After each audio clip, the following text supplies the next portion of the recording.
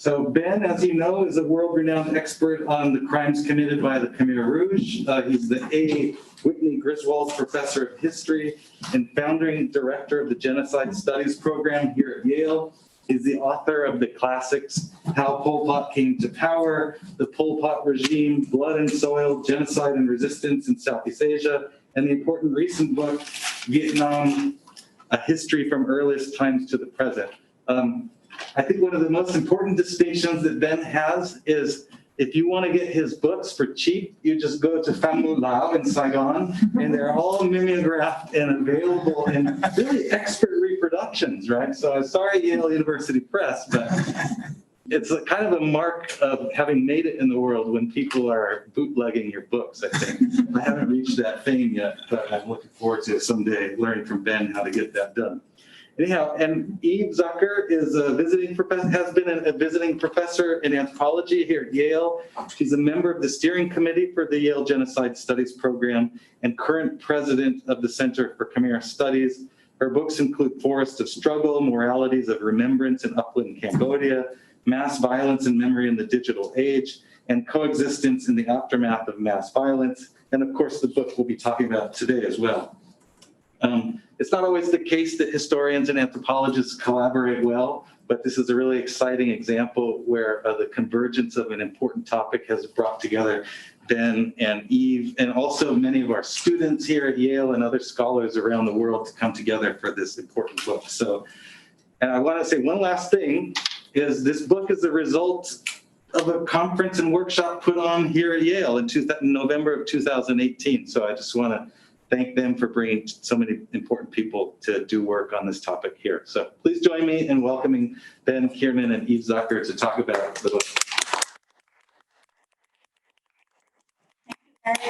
We would like to thank Eric Harms and Chris Musker and the Council of Southeast Asian Studies and all of you for being here today, both online and in person, which is pretty exciting.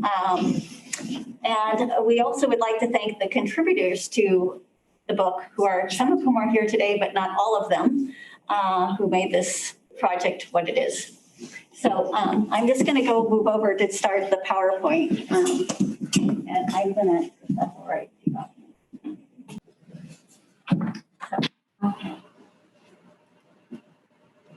So what is the book? The book is a thematic and historical examination of the causes and consequences of violence in Southeast Asia, particularly between the periods of 1945 up to 2020 when the book was published, and covers 6 cases: Cambodia, Thailand, Indonesia, Myanmar, the Philippines, and Vietnam. And as you can see here, we had 18 contributing authors to the volume, which are listed here. There's quite a few of them, so we thought we'd just list them for you. And we'll be talking a little bit more about the book, but I just want to move ahead a little bit now to the next, to talk about how the book started. So this project really started from a few different reasons. One of them was that Ben has been teaching courses on Southeast Asia forever, maybe not forever, but for a long time. And I was teaching courses on Southeast Asia and particularly on violence in Southeast Asia. And one of the things that we noticed, sorry, can everyone understand me online? Is it clear? Okay. So one of the things that we noticed was that there's not a lot of anthologies that cover violence of the region in Southeast Asia. The ones that do exist, many are like 10 years old or so, and a lot of them aren't specifically about mass violence. Some focus just on the Cold War, which that's a fairly recent one, but other ones also focus on terrorism, like the one by Damien Kingsbury. And there's some good ones, but they'll often only included a few countries. So we thought there was a need for something that covered the region as a whole on this subject. So that was one thing. Another thing that we noticed is that there's a lot of new scholarship going on, and not only new scholarship with new scholars and young and upcoming scholars, but also very new topics that really haven't been covered before in the past. And that was really exciting. So that was another impetus for the project. And the other major thing that was going on at the time, which I'll go over in a little more detail in just a minute, was what was going on in the world at the time. If we think about it, it's a little different now, but back in 2018, as crazy as it is now, it was pretty crazy then. So, you know, you had this authoritarianism on the rise, you had populism on the rise, and this was pretty much all over the world.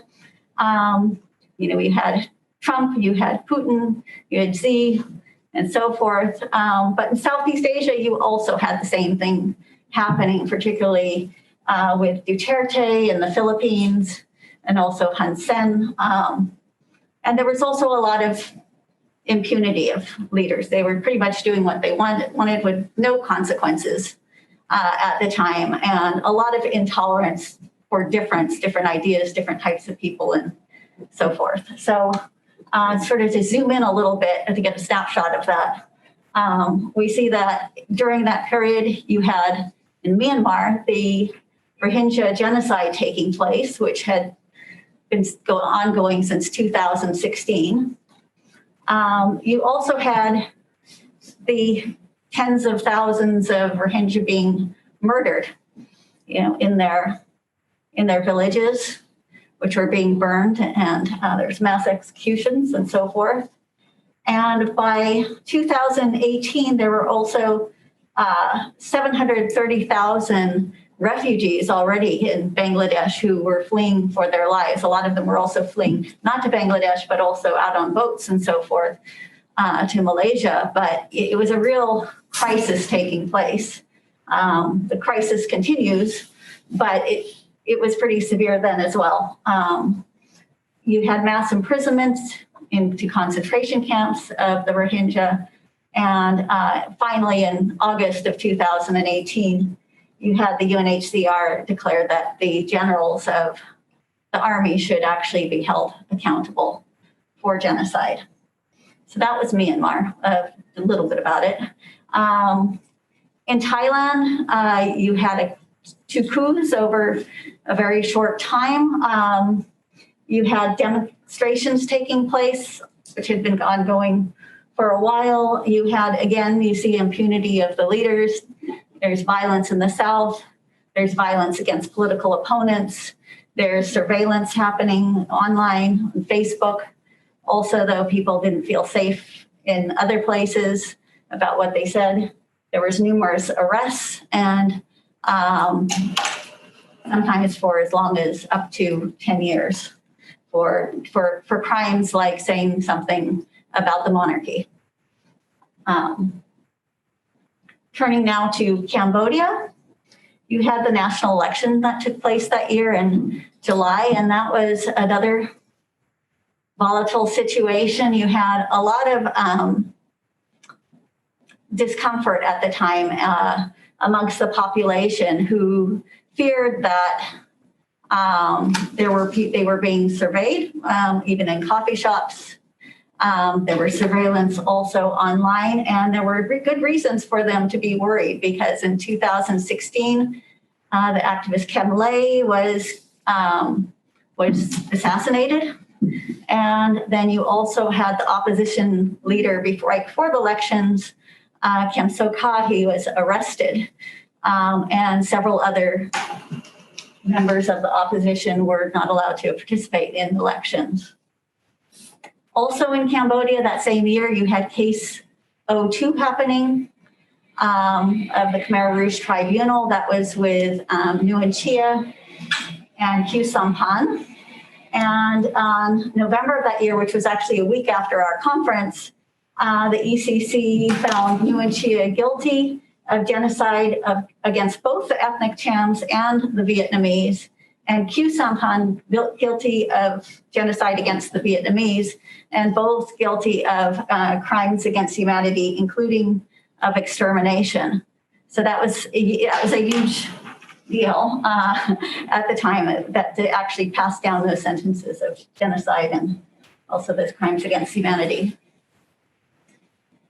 In the Philippines, the war on drugs continued and showed no sign of letting up. In fact, Duterte stated that he had no intention of slowing that down or stopping it. You had the same year, you had Duterte pull out of the International Criminal Court, the ICC, in a blatant, statement of disregard for any of its principles. And that was the year also Maria Ressa, who recently won the Nobel Prize, who is also the founder of the news outlet Rappler. She was arrested also during that time. Okay, and so with all of that happening in that in that 1 year, that was the context where we decided to have the conference. And that was what it was on everybody's mind when we had the conference, was this keen awareness of the atmosphere in the world and what was happening. And so the keynote for that conference, we had Jeffrey Robinson, who spoke about Indonesia. That was on the first evening. We had 24 participants in all, representing several different countries. And we also, at the end, we had Al McCoy gave a wonderful talk at the end, which wrapped up all the papers, and he provided some great insights into how the different pieces come together. And that was on the last day.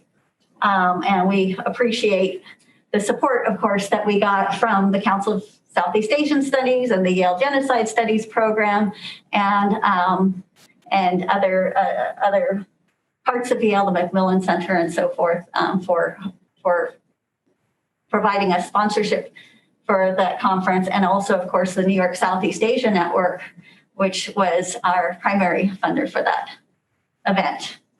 So, with this conference was really the basis for the volume, and it was the papers that came out of it that were presented on that day. So just going now for a moment to the context of where our book starts. And that would be just in the post-World War II, like immediate post-World War II. So in 1945, on August 6th, you had the aircraft, U.S. aircraft, a B-29 drop the atomic bomb onto Hiroshima, thereby ending the war, and also basically signaling the start of the Cold War and a new world order.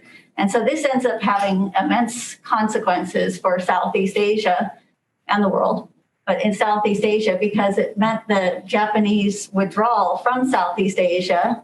And so the end of all the brutality that they brought with them to Southeast Asia. But it also left a little bit of a vacuum there for a brief period of time. The colonial powers were gone. Some of them would end up coming back, but there was an opportunity there for things to change and for things to happen. It was one of those chaotic periods that Alfred Lau called a meltdown, essentially. So that was the context. And what happened then? So there was this opportunity for independence that was there. And with that opportunity for independence, then nations had to start imagining what type of nation would they want to have.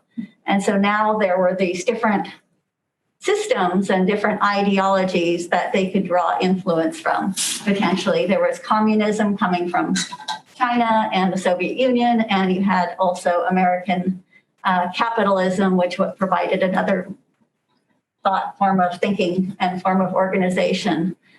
So this was a context, and I'm going to stop right there and turn it over to Ben, who's going to talk about the connections, the historical connections between these different countries, and then later we'll come back and I'll talk about some of the themes.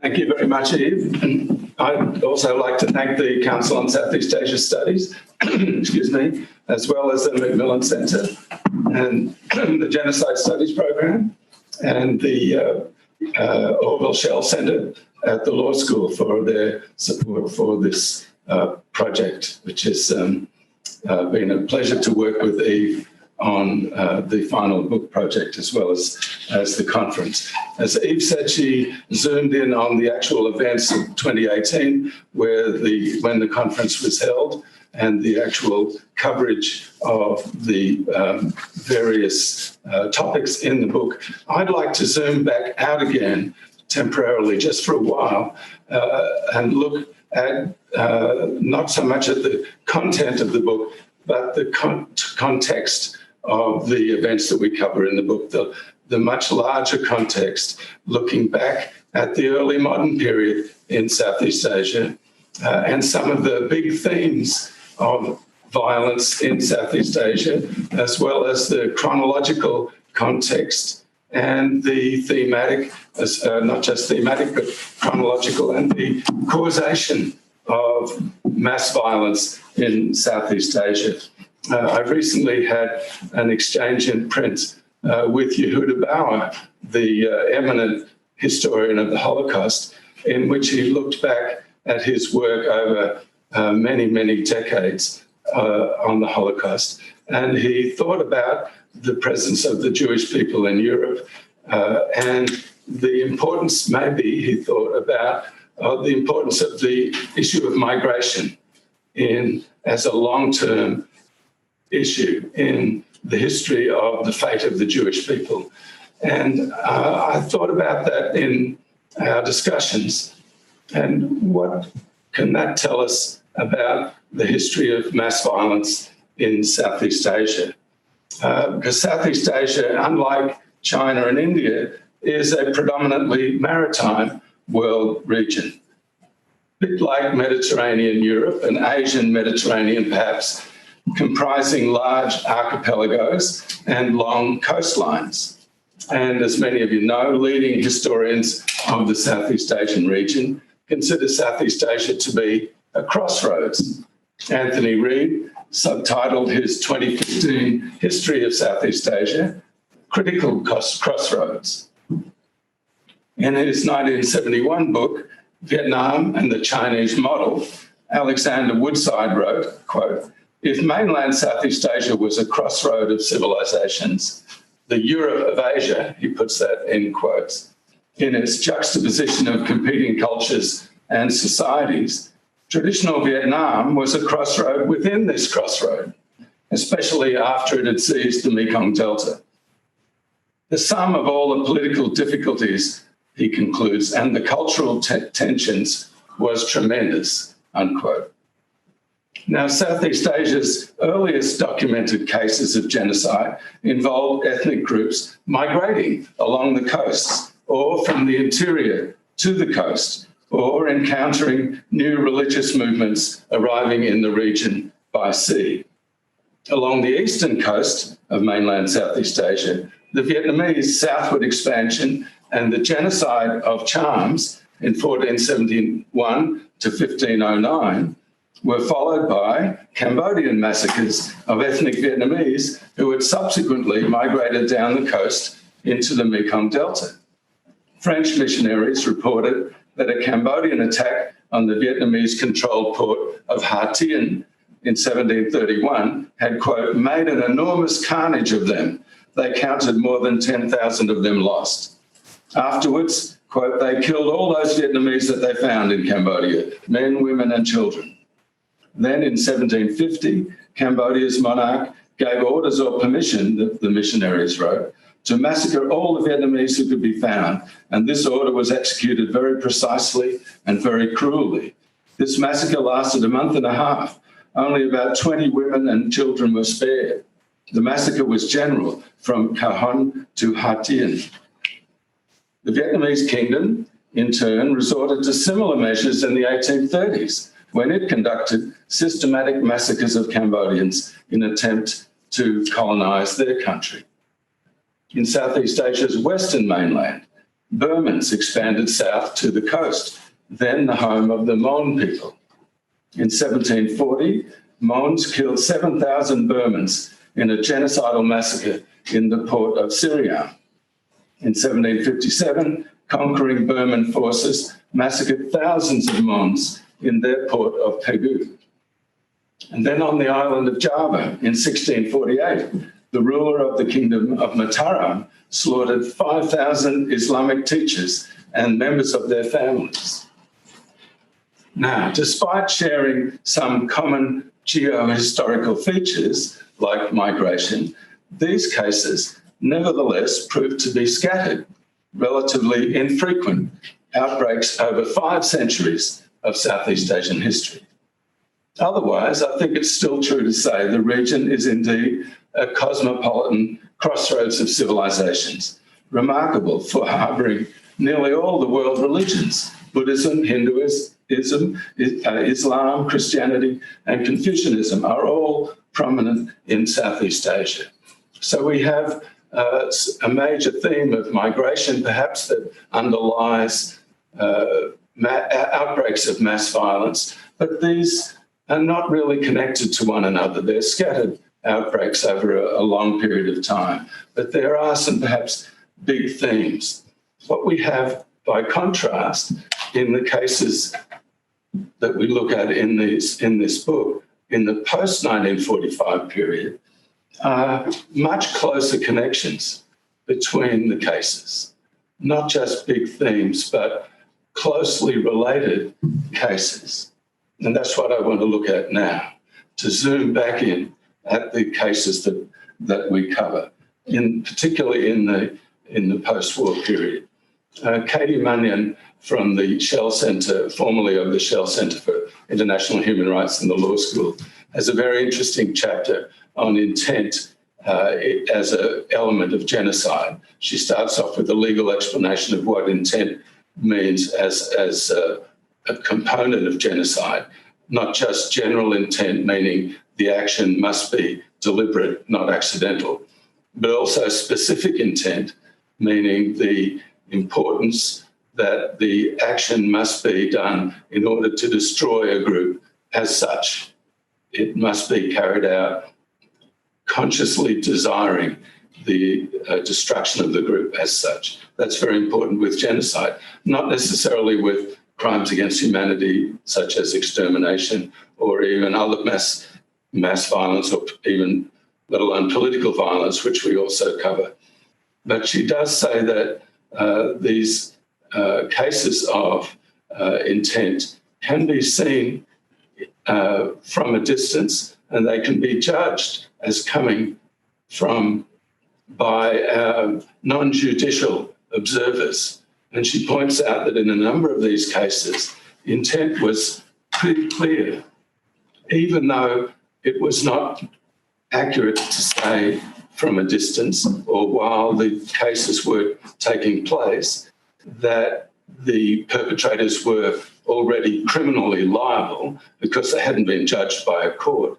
But a non-judicial authority or observer or NGO studying these events could state that the intent was observable and could have said much earlier than they did that there was a case for genocide, let alone other examples of crimes against humanity like extermination or political violence. And she's critical, I think quite accurately, of many of the observers for being hesitant in pointing out where there was a case for an investigation or a criminal trial, which would decide whether or not these perpetrators were criminally liable. And this is one feature, I think, of these cases that were that connect a number of the cases that we look at, that there was a delay in the suppression or the intervention in these cases in Southeast Asia. I'll just give you one example of where I think there could have been much quicker recognition of the possible intent. Eve has mentioned Nguyen Chia and Khieu Samphan, who were found guilty in 2018 of genocide in Cambodia. Nguyen Chia was found guilty of the genocide of the Cham Muslim minority in Cambodia. The Pol Pot regime, of which he was the number 2, was in power from 1975 to 1979. The only foreign head of state to visit Cambodia during that period when the Pol Pot regime was in power was Ne Win, the military dictator of Burma. He visited in November 1977, just after Pol Pot's triumphant visit to China, in which he came out as the real leader of the Democratic Kampuchea, the Pol Pot regime. He had just returned back to Cambodia triumphantly. He didn't meet with Ne Win publicly. We don't know whether they actually met privately. But Ne Win, the only foreign head of state to visit Democratic Kampuchea in the 4 years it was in power, he met 4 times with Nguyen Chia. He met 4 times with Khieu Samphan, the 2 officials, the head of state of Cambodia, Khieu Samphan. If he didn't meet with Pol Pot, perhaps Pol Pot was too busy unpacking his suitcases after coming back from China. He probably had a lot of Mao suits that he had to unpack. But he met 4 times with Nguyen Chia and 4 times with Khieu Samphan. If he didn't meet secretly with Pol Pot, I'll be a monkey's uncle. But at any rate, the genocide of the Cham Muslims was well underway, and Nguyen Chia was later found guilty of it. Nguyen Chia, in November 1977, returned to Burma, and in February of 1978, just weeks later, a couple of months later, Operation Naga Min began in Burma, which was a massive discrimination and persecution of the Rohingya Muslims, the first of its kind in Burma. By May of 1978, 250,000, I believe, Rohingyas had fled into Bangladesh, and many of them had been killed while they were fleeing by the Ne Win military dictatorship. If Ne Win had not discussed with Nguyen Chia and Khieu Samphan the persecution of the Cham Muslims in Cambodia just weeks before, again, I'll be a monkey's uncle, in the 4 meetings that he had with Nguyen Chia. Then again, of course, in 1991 and 92, a second campaign began in Burma of persecution of the Rohingya Muslims, and then 2 more waves ending in genocide in 2018.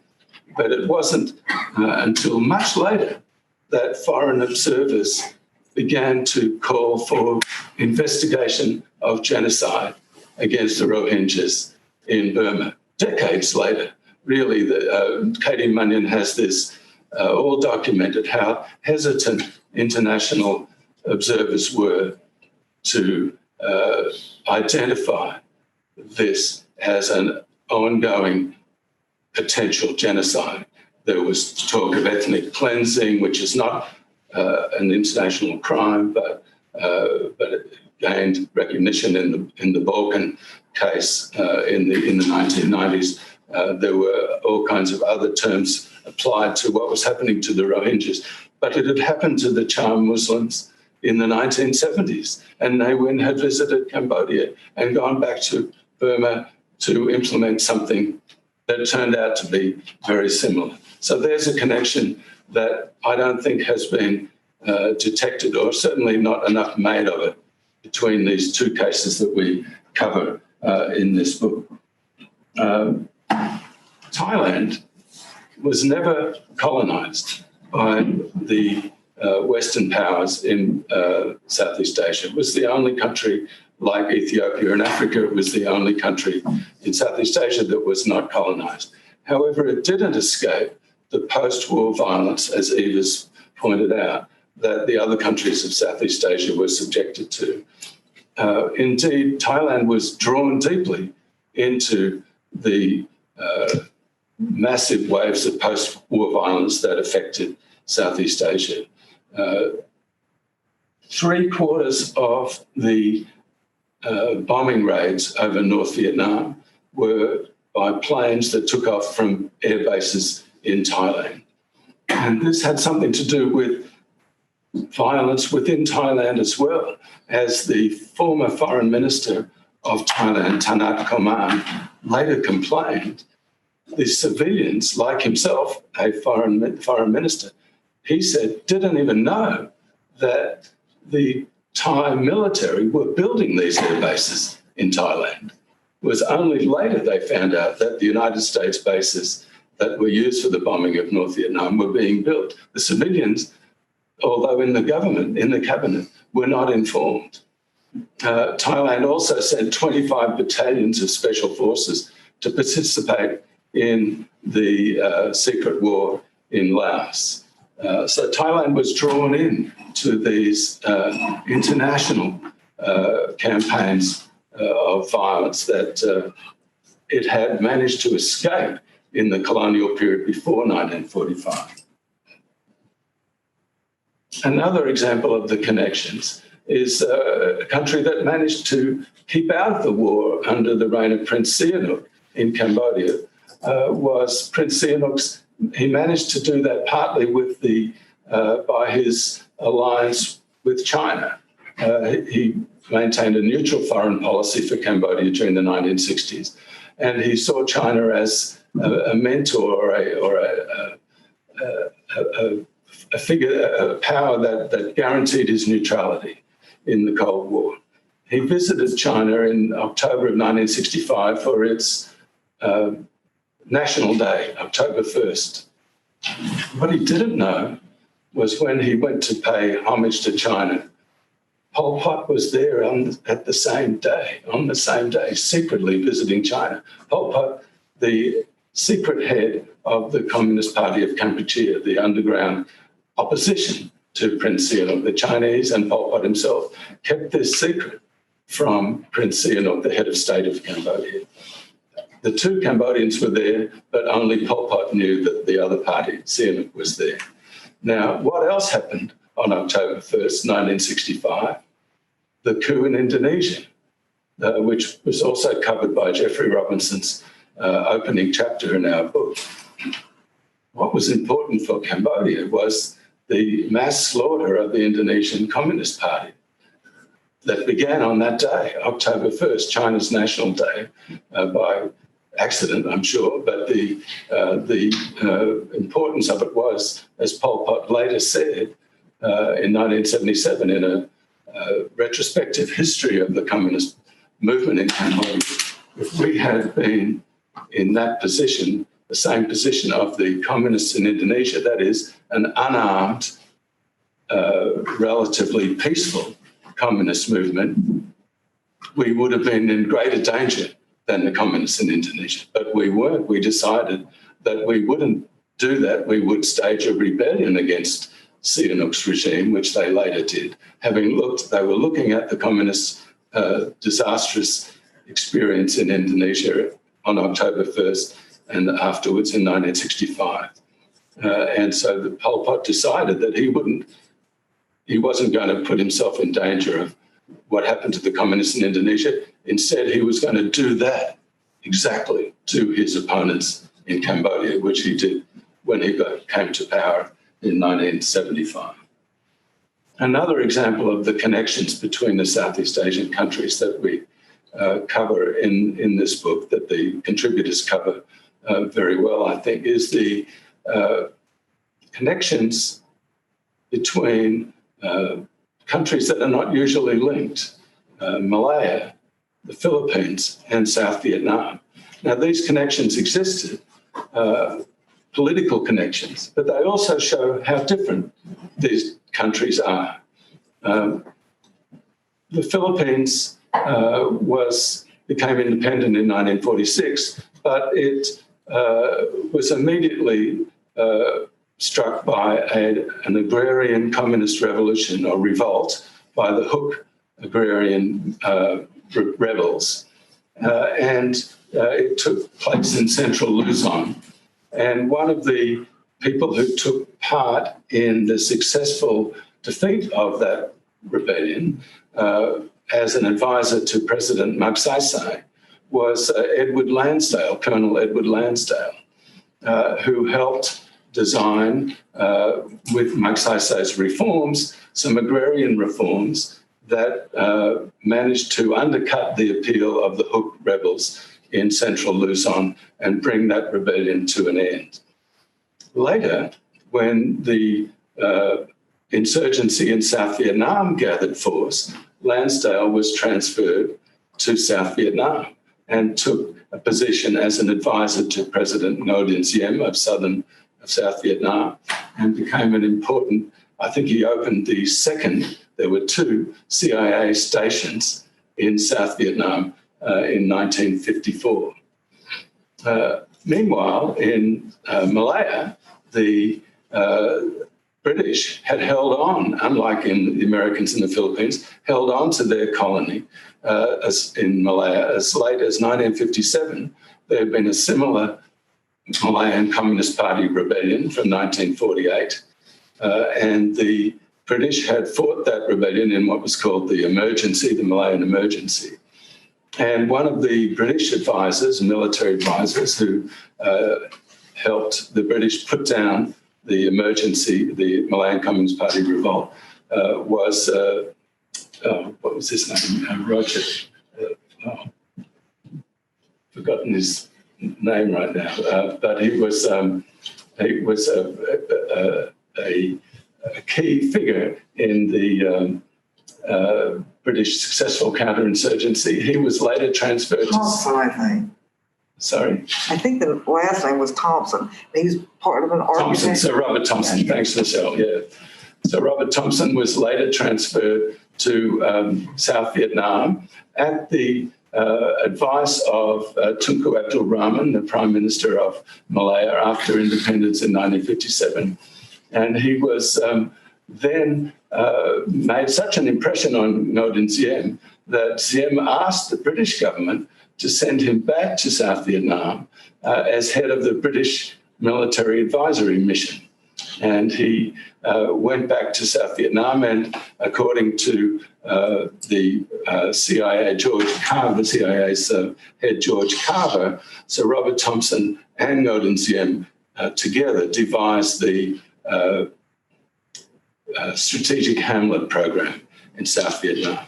Now, they've been very successful, the British in Malaya, in undercutting the insurgency there, and the Americans and Magsaysay have been very successful in undercutting the insurgency in the Philippines. With those 2 experiences were successful, but in South Vietnam, they weren't. The strategic hamlets were a failure. The NLF or Viet Cong insurgency grew larger and larger, and eventually was nearly successful in 1965, at the time the Americans intervened with ground troops in 1965. Why was that not the case like it was in the Philippines and Malaya? Because South Vietnam was a very different society than those 2 countries. The insurgency was quite circumscribed in both Malaya and the Philippines, regionalized or ethnically circumscribed in Malaya, whereas in South Vietnam, land inequalities were great, not only in the Mekong Delta, but also along the southern and central Vietnamese coast. And the strategic hamlet program had to be much larger and more unpopular, and eventually failed. So South Vietnam was quite a different society than the Philippines or Malaya. So although the connections existed between those countries and the strategies that were adopted were quite similar, they failed in South Vietnam because of the different societies there. There is also a difference in the countries that experienced violence after World War II and those that didn't. Burma and Indonesia, for instance, particularly in the 1950s, experienced a democratic flourishing in the 1950s, under Sukarno in Indonesia and under UNU in Burma, despite the challenge of a Karen revolt and a communist revolt in Burma, both starting in 1948. Burma was a successful democracy until the overthrow by the military under Ne Win in 1962. Similarly, Indonesia was a multi-party democracy until around 1958, when Sukarno instituted what he called guided democracy, which shaded into the military takeover of 1965. But those two examples in the 1950s show that Southeast Asia, its largest country on the mainland, at least geographically, was Burma, and in Indonesia, the largest country in Southeast Asia, did have the experience of a at least temporarily successful democracy. And that is now the case once again after a long Suharto era ending in 1998.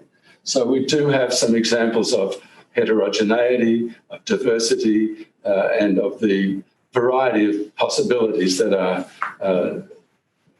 in the history of post-war Southeast Asia. Finally, I'd like to mention the chapter by Huang Nguyen on Cambodia, which is a nice way to sum up what I'm saying, because it's a hard-hitting attack on all of the parties to the Cambodian disaster. All of the international global responses to the genocide in Cambodia come in for a fierce criticism on the part of Huang Nguyen. It's worth reading, I think, because he is unstinting in his critique of Vietnam, of ASEAN, of the United States, of China. And he ends with a kicker. I'm not going to tell you what it is, but I suggest that you read to the end of his chapter. But I'll leave the rest to Eve to finish. Thank you. Thank you, Ben. That's really very interesting as always. I'm going to talk, so Ben talked about some of the historical connections, and I'm going to just go through probably fairly quickly some of the conceptual thematic connections. So how long do we actually have here? We should end by 1 so we can make sure there's time for Q&A. Okay, so I will probably go in some more in depth and then some will go more quickly. Okay, so there is sort of two sets of conceptual themes that are sort of show up immediately at the beginning of the book. And one of them's in the, well, they're both actually in the introduction. But but somebody who's looking at the book might notice that the way things are organized in the table of contents are a bit different than they're discussed earlier on in the chapters. And there's a reason for that. These chapters can be organized in a multitude of ways and can be thought of in a multitude of ways. And that's really part of the goal of the book, is that people can look at the different chapters, the different cases, and understand connections between them, historical connections, regional connections, and other thematic connections. And hopefully it's useful then for students and also for people teaching about Southeast Asia or mass violence. So we wanted to just draw out some of those themes that may not altogether be obvious. Some are obvious, some are a little bit less so. So here are some initial themes to consider, and I'll discuss at least a couple of them in a little more depth. So there's social and political transformation during periods of change and during periods of transformation, as I'll discuss in a moment. It's a very vulnerable time, a potentially very dangerous time. There's this ambiguity of identities, ambiguities of intent, also liminality, marginality, people who live in marginal places, who occupy marginal places within society or literally on the border, or whose identities for some reason are seen as uncertain. There's the political imagination, which is not something that's always considered, but how people imagine the other, how people imagine nations, how people imagine who other people are. This all comes into play during these periods. I mentioned earlier the impunity of leaders and the role of leaders, and Ben talked quite a bit about that as well. There's also the haunting of the past and the present, which tends to be sort of the enduring not only consequences, but shadow of genocides and mass violence that continues to haunt societies in various ways. And then just briefly, which I'll talk about in a moment, killing as both as a technical procedure on the one hand, which is very different than another type of killing that takes place that's much more visceral. And you see that in different cases. And it's a really sort of interesting question of why that is so and how are they the same and how are they different. And that's really, I think, actually an area to be explored in far more depth than it has been. So social and political transformation, as Ben mentioned, he talked about how in some Southeast Asian societies, like it's in Indonesia, they went from democracy to then when Suharto comes in and massacres hundreds of thousands of people, 1 million people or so, how that's been happening within this transition from democracy into a dictatorship. And then you have other situations, whereas you have in Burma, where with the move from democracy during that transition, you have the violence perpetrated against the Rohingya. Now, it's interesting in Southeast Asia, in thinking about Southeast, coming from an anthropological point of view here, when you think about in Southeast Asia about transitions, about transformations, in life cycle rituals, they're in life cycle during pregnancy, during birth, during death, it's considered a very fruitful and yet very delicate process. Great care must be taken because there's a danger in this process of when something is moving from one state to another, when something's coming into being. And I think it's a useful way of thinking about these periods also of transitions of moving towards independence or changing of political systems and so forth. It's people, there's an uncertainty there, there's a vulnerability there, there's a danger there. And in this sort of context, you end up with situations where people feel insecure, and then they often, in some cases, as we saw in Burma and so forth, they end up finding people that identifying people as imposters. And Azim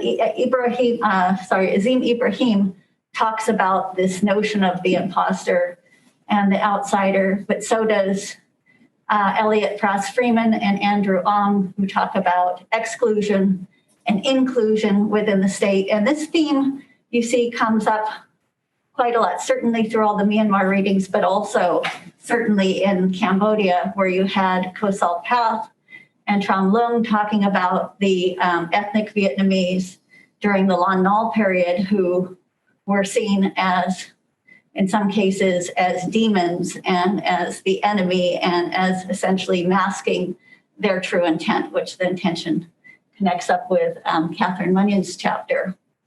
So I'm looking and I'm seeing I have 3 minutes left. So I'll just quickly go through the slides so at least you can see where some of the chapters sit with some of these different themes. So with the ambiguity and liminality, I discussed it a bit. It's obviously very connected to the theme of transformation and transition. But one of the things that happens in these contexts, and Arjuna Padarai talks about this as well in terms of ethnic violence, is that there's this language that starts occurring, the language of the imposter in these contexts of violence, and this counterfeit person somehow, and counterfeit identities. And that plays out, and you see this like in Al McCoy's chapter, where he talks about Duterte. You have this situation where the people being targeted are the marginal community of what are the so-called drug users and dealers who are being picked out as not as in this case excluding as Elliot Prass-Freeman and Andrew Ong talk about. They're some of the people that are pushed out, excluded from society then. You also have the topics of the theme of impunity, silence, and role of the leaders. While silence and impunity are obviously linked, they also can be treated separately. While silence certainly contributes to impunity, it also rests on its own, and impunity has other sources as well. several of all chapters talk about impunity, particularly though in Tyrell Habercorn's chapter on Thailand, and also in Hawakapan's chapter, also Thailand, and also in Laura McGrew's chapter, who talks about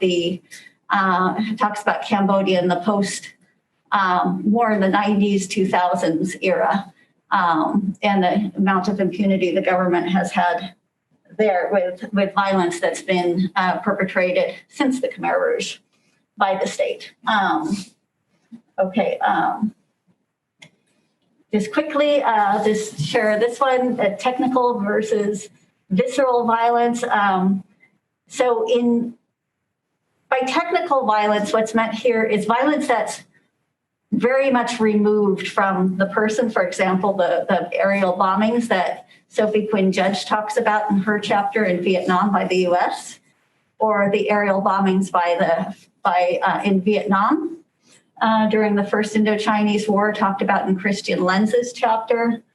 In Daniel Boltman's chapter, which takes place in the prison and torture center of Tuol Sleng, it's a very kind of different type of technical violence. There, the body is very much involved, but not involved in the kind of intimate way with the visceral violence. Instead, the bodies are treated as mere resources. So they're harvested for blood, they're harvested for bile, the gallbladders are removed, all to sort of serve the purposes of the revolution of the Khmer Rouge purpose. And so there you have, it's very clinical. So there's these medical experiments on the one hand, but on the other hand, it's kind of like factory farming in a sense on the other. The bodies are just simply resources to be processed. Visceral, several chapters cover that. And let's see, since we're out of time, there is the political imagination, which I mentioned a little bit earlier, and this has to do with, it occurs in several chapters of how people are imagining themselves as citizens, or how they imagine citizenship altogether, how the nation is imagined, a la Ben Anderson comes in here, and also in terms of the other. The haunting of the present and the past, I'll just say Trum Lung's chapter really goes into this into some depth, a really fascinating chapter, which talks about the massacre of the Vietnamese in the early 70s under Lon Nol, and these killings were propagated by the government. And she shows a juxtaposition between, on the one hand, this Soka hotel on the riverways in Phnom Penh, reflecting on the shimmering surface of the water there. The Soka hotel is owned by a Vietnamese tycoon, and that's contrasted with underneath the waters, still the bodies of the hundreds of thousands of Vietnamese victims that were killed in the 1970s that continue to haunt today. And now with continued ethnic tensions and racism against the Vietnamese living in Cambodia, we can see how that haunting sits beside that. So we are out of time. So that is the organization of the book and the chapters. And just to end, we would like to end with, in memory of Benny Woodyono, who gave the first talk of the conference, actually, and unfortunately he passed away just a couple months after that. He would have loved to have been here. Many of you have met him and knew him, and he in many ways encapsulated this whole period that we've been talking about. He was born and raised in Indonesia, and he was ethnic Chinese. He was persecuted for being ethnic Chinese, as was his wife, Francesca, who's in the middle photo there. He later joined the UN. He was the governor of Siem Reap for the UN, for UNTAC, and later became the special representative. for Cambodia, of the UN to Cambodia during those years. And that's him in the, we can't see in the picture, but he's standing there with King Norodom Sihanouk and Queen Monique. And there he is giving one of his lectures. So we wanted to take this moment to remember him. So I have 10 minutes left. Thank you all very much.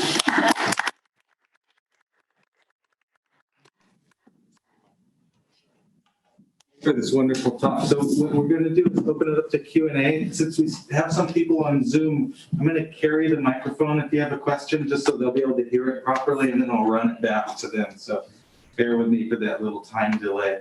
And also, I want to say to people who are on Zoom, if you have any questions, put them in the chat, and Al will flag me and we'll read the question out loud. And so we'll get started. Any questions in the audience?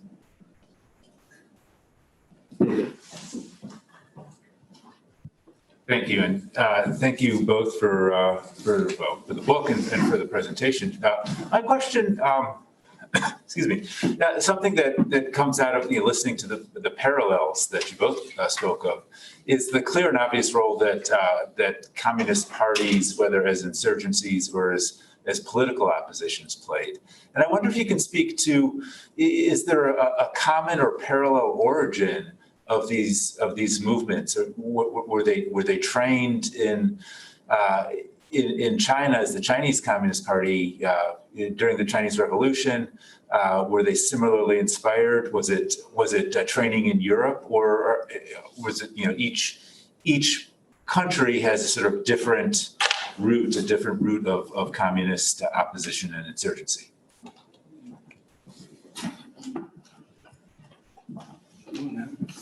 I'm going to let you have this one, please. I think that there is a variety of different kinds of political inspiration for the many different and diverse kinds of political and mass violence that we cover. I think, some of the most extreme cases range from the Communist Party of Kampuchea in the Pol Pot regime to the military dictatorship in Indonesia under Suharto, which was an anti-communist purge of communists, mass murder of communists. There are cases in between which perhaps are exemplified by the Burmese military dictatorship, which was inspired by socialism in one country. I think they call themselves the Burmese Road to Socialism, but it was definitely a military dictatorship and was opposed by the different branches of the Communist Party in Burma and definitely repressed them. There are a number of different factions of Southeast Asian communism that took a number of different roads. The Malayan Communist Party was very pro-China. The Vietnamese Communist Party was more independent of China. There is a common chronological theme in 1948 when many of the communist parties rose up in rebellion from Indonesia to Burma to Malaya, and that was often thought to have come from a meeting in Calcutta in 1948, and it was alleged that Soviet instructions or Comintern instructions led to many of the Southeast Asian Communist parties staging rebellions at the same time. But there's not consensus on that, regional complicity or regional coordination amongst historians about that. I've seen historians debunk that theory, although the historical or chronological concatenation seems pretty convincing.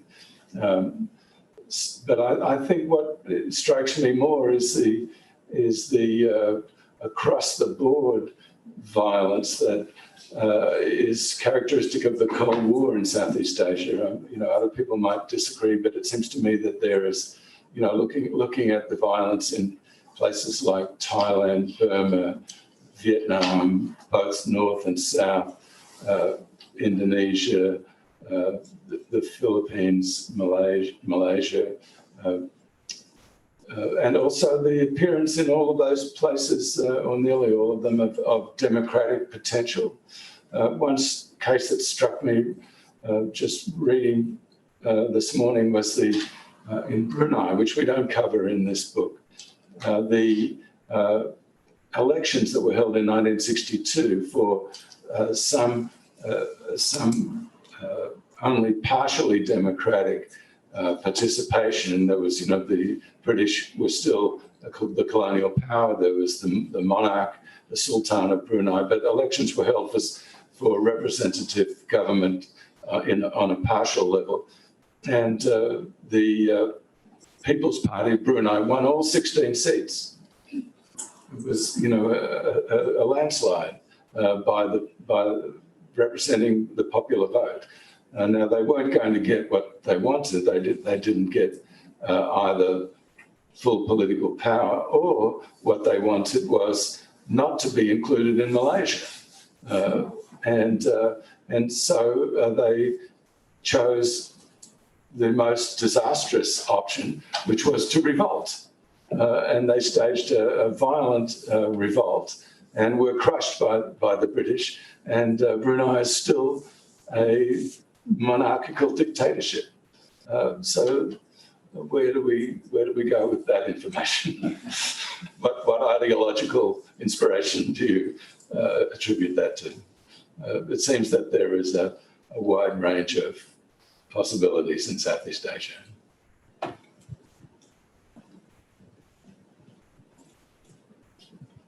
We have a question in the chat, so I'll take that first in the spirit of inclusion, and I'm going to read it because it's difficult for others to see from the back of the room.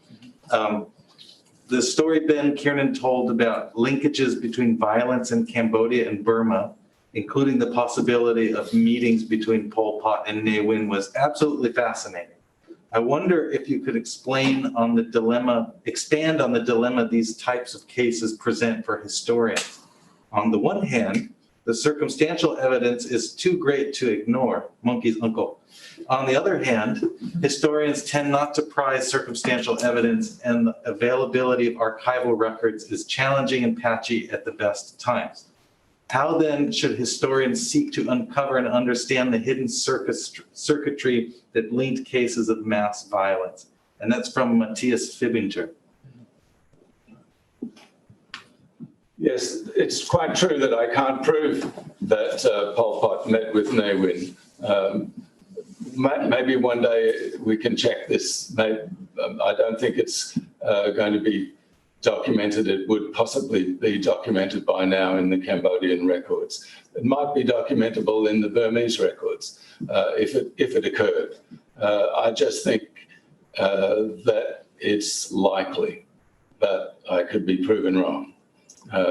At any rate, 4 meetings between Nguyen Chia and Ne Win, with Nguyen Chia having been convicted of genocide against the Cham Muslims, and Ne Win starting off a campaign a few months later of mass persecution of Burma's Muslims, seems to me to be likely that they discussed their common interests in at least one of those 4 meetings. Whether that would lead you to conclude that there is a linkage between the 2 cases, both of which ended up in genocide, in countries that were otherwise unlinked, is of course something that ought to be explored, which is what I'm saying. Thus the reference to the monkey's uncle. But I think that Catherine Munyon is quite right in her chapter that there were opportunities missed by observers of the Burmese case to point out the strong likelihood of this Rohingya genocide eventuating, not necessarily just on the basis of Ne Win's visit to Cambodia, but on the point she makes about intent and the evidence that existed over decades of persecution of the Rohingya, that non-judicial organisations, as she puts it, could have called for investigation into whether a genocide is ongoing or likely earlier than they did. And I think she's right about that.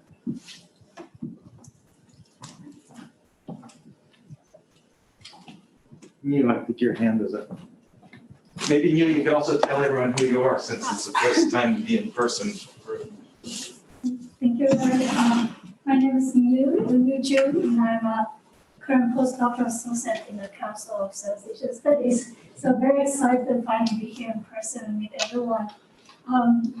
So one thing that I really appreciate is the connections, just precisely that both you have pointed out, despite the diversity of the region.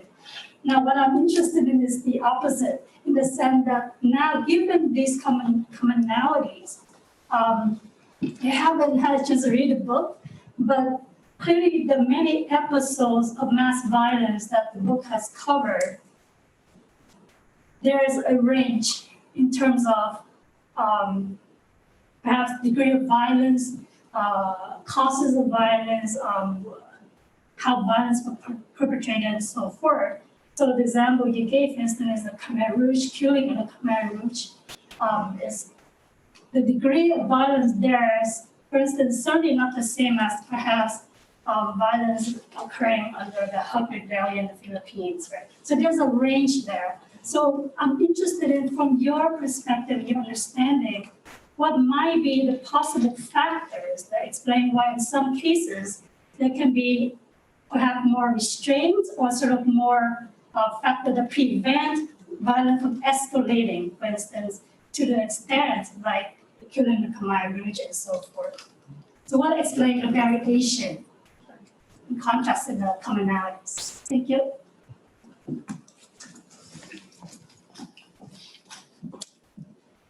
Thank you for your wonderful question, and it's really an excellent point. There is clearly a very large range in the various different cases covered in the books and cases also beyond the book in terms of degree and scale and causes and so forth. And you know, that's one of the things with taking on a big topic like political violence in Southeast Asia in across really different regions and not even all exactly in the same time period, that there are lots of different factors, both in terms of global factors of the global politics that are going on, and also in terms of local politics and local culture as well. I think that you know, apart from the large thematic commonalities, for example, the Cold War, you had, for example, aerial bombing in Cambodia, and you had aerial bombing in Laos and Vietnam as well. You still had, though, within that same Cold War, you didn't have that same, while it played out in other parts of the region, for example, in Indonesia, there was no aerial bombing there. Why? Well, for one thing, there was not an external source that's coming in with these airplanes doing the bombing, even though there was also bombing, you know, within those countries as well. The type of violence and the types of targets that was happening was different in Indonesia, mass killings in both cases, but they weren't trying to, some of the aims of the regime itself and the ideologies of the regimes were quite different. And there was, of course, external players in the Indonesian case as well. For example, you have the British, as it's been in all the headlines recently, you know, through the release of the various documents that have been released that talk about their part in that. And there was certainly the US role to play there, but it was secretive in that case where it was overt war in Vietnam. So I think that it's a very large question that you asked, and there's lots of differences even in cases that may happen at the same time or even with some of the same players. But yeah, I think I'll stop there because it's a big question. We're going to take one last question for sake of time, and I see that Kuiha has a question. Also, if you can introduce yourself, Kuiha. Hi, thank you very much for your book and your fascinating presentation. My name is Kuiha Nguyen, and I am also a postdoc from Southeast Asian Studies, Council on Southeast Asian Studies. I have a really quick question. Based on what you have presented and new question, I'm wondering about the methodologies about, across the chapters and authors applying when they write about their case studies.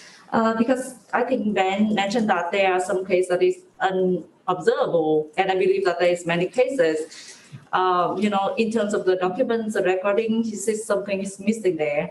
And then you also highlight the cases is here in Southeast Asian countries. So I'm wondering which methods could work and in this particular cases and in this particular area compared to, when they do, Holocaust, for example, or they do, other mass violence in other places, and then how the area would speak something more particularly in the way that you conduct, authors conduct their research.